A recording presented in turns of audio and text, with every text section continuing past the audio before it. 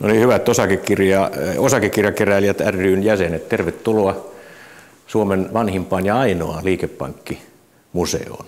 Tämä museo on perustettu vuonna 1936, eli se on 74 vuotta vanha. Olemme nyt Pohjoismaiden osakepankin Helsingin konttorin interiöörissä, joka on tämän museon tämä rekonstruktio, joka on arkkitehtitoimisto Geselius Lindgren Saarisen suunnittelema, niin se on tämän museon ehkä arvokkaimpia osia.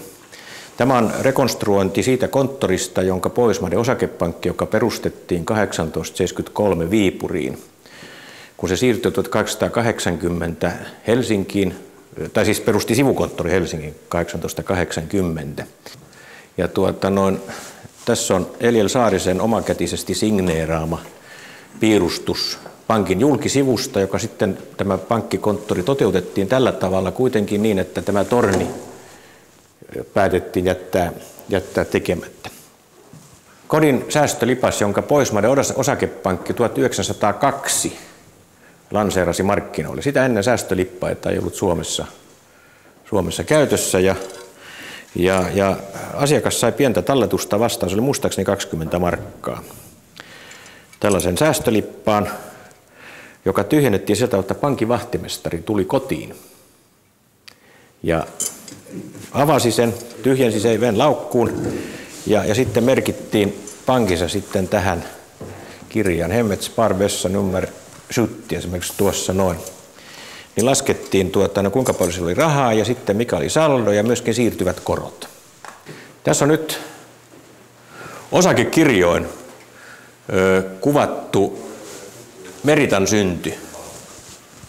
Tuolla puolella on Yhdyspankin sukuhaara ja tällä puolella Kansallispankin sukuhaara ja kaikki mikä sieltä on aikanaan lähtenyt. Jos me lähdetään tästä varhaisimmasta, niin vuonna 1862 perustettu Suomen Yhdyspankki. Ja siis tämä sukupuu on tavallaan nyt sitten kirjoitettu sillä tavalla, tai siis tehty sillä tavalla, että jokaisesta näistä pankista on löytynyt osakekirja. Pankki ei ole systemaattisesti näitä kerännyt, ja niitä on joitakin kappaleita, että siinä mielessä niin se on yksi osa. Nythän liikepankkimuseo, niin se on yksi sellainen kulttuurina tärkeänä pidetty osa pankkitoimintaa, mutta se ei ole kuitenkaan sellaista ydintoimintaa, että siinä mielessä tämän museon kokoelmat ovat ymmärrettävästi ehkä vähän rajoitettuja. Perustuu. Sitten 30 Atlaspankki fuusioitui Helsingin osakepankkiin ja 31 Liittopankki, jonka toimitalo valmistui 1930. Se on siis se VTC-talo siinä Aleksanterin kadulla. Niin 1889 siis perustettiin Kansallispankki ja 29 perustettiin Tampereen osakepankki, joka fuusioitui Maakuntain pankkiin. Ja tässä kyllä nyt on vaan vekseli tässä, ei ole osakekirjaa tässä. Ja Länsi-Suomen osakepankki sitten fuusioitui myös 29 tähän, jotka 32 fuusioituivat sitten Kansallispankkiin. Sitten Luottopankki osakeyhtiö fuusioituu 33, tässä on 1917 vuosiluku, että silloin se ainakin on ollut olemassa.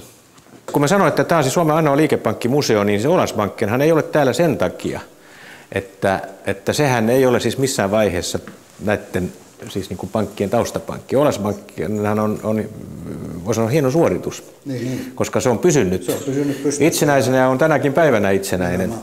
Ja huomautus oli ihan aiheellinen, mutta että meillä museossa ei ole sitä, koska se oli siis tämä on liikepankkimuseo, mutta että kyllä yksi palanen puuttuu, koska tämä liikepankkimuseo sisältää kaikkia sitä historiaa, mikä liittyy Nordea Pankin edeltäjiin.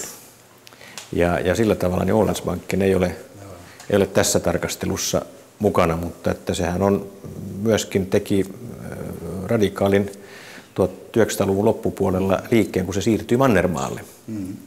Ja on tehnyt sitä ihan menestyksekkäästi.